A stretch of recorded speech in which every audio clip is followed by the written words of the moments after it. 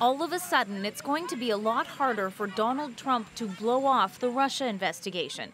In 37 pages of detailed evidence which passed the scrutiny of a grand jury, special counsel Robert Mueller alleges a conspiracy to dupe American voters to Trump's advantage.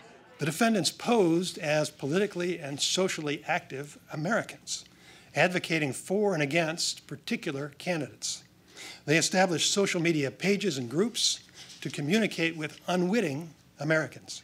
For example, this Twitter account with more than 100,000 followers and retweeted by campaign officials was run by Russians, according to the indictment. Lock her up! Lock her up! It's even alleged Russians paid an actress to dress up in a costume like this one at Trump rallies, all coordinated through an agency in St. Petersburg with hundreds of staff, their true location hidden by American VPNs. The Russians are accused of traveling to the United States to gain intelligence and interact with political activists and Trump campaign officials who allegedly had no idea who they were really dealing with. There is no allegation in this indictment that any American was a knowing participant in this illegal activity. There is no allegation in the indictment that the charged conduct altered the outcome of the 2016 election.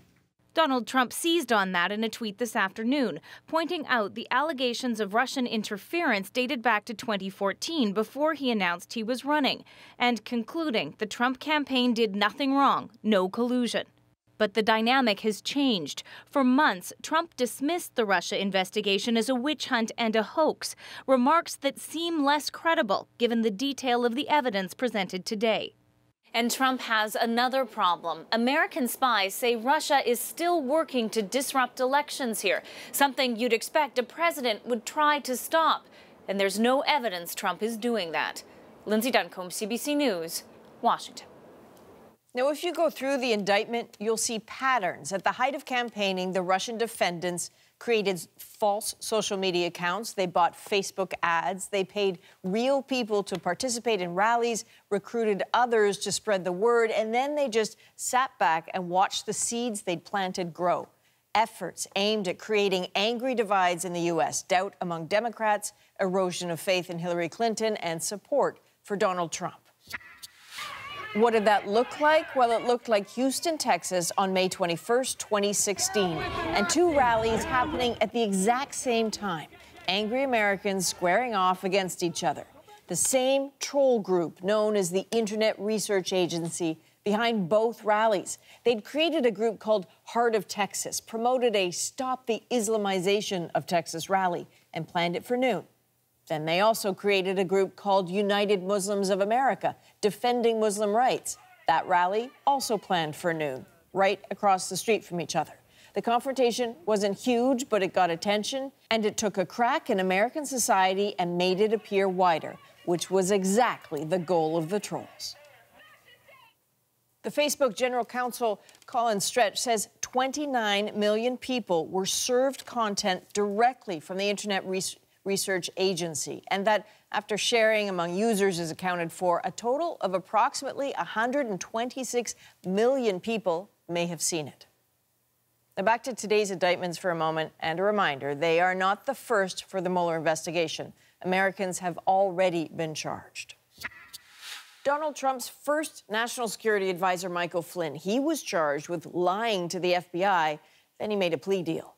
George Papadopoulos was a campaign foreign policy advisor. Like Flynn, he pleaded guilty to lying. And like Flynn, he's cooperating with Mueller. Then there's former Trump campaign director Paul Manafort, 9 criminal counts, including conspiracy. He pleaded not guilty. And finally, Rick Gates, Manafort's deputy, 8 charges for him. This week, reportedly, he's negotiating a plea deal. So there's one clear difference from the Russians indicted today. These 4 are directly connected to the Trump campaign. But the question that lingers, did that campaign also have a connection to Russian election meddling? Alex Panetta of Canadian Press joins us now from Washington. Alex, you know, we've all heard the president say today, no collusion, no collusion. His base is running with that. Are they right? Is this a good day for him, or is that premature? Well, I think it's definitely premature. The one thing that this document, this indictment sheet from Robert Mueller did not do is say that there was collusion. this document was not about the actions of Americans. This was only about the actions of a unit that we now know existed, if these allegations are correct. It was funded with $1.2 million a month, with 80 employees, with its own IT department, graphics department, data department, with the purpose of helping Donald Trump, hurting Hillary Clinton, and sowing distrust in the U.S. political system. That's what we learned today. So, you know, with this Mueller investigation, it can be hard as an observer. There's a bit of a drip thing going on with some of the information. So, aside from showing the systemic effort here, what else is this telling us?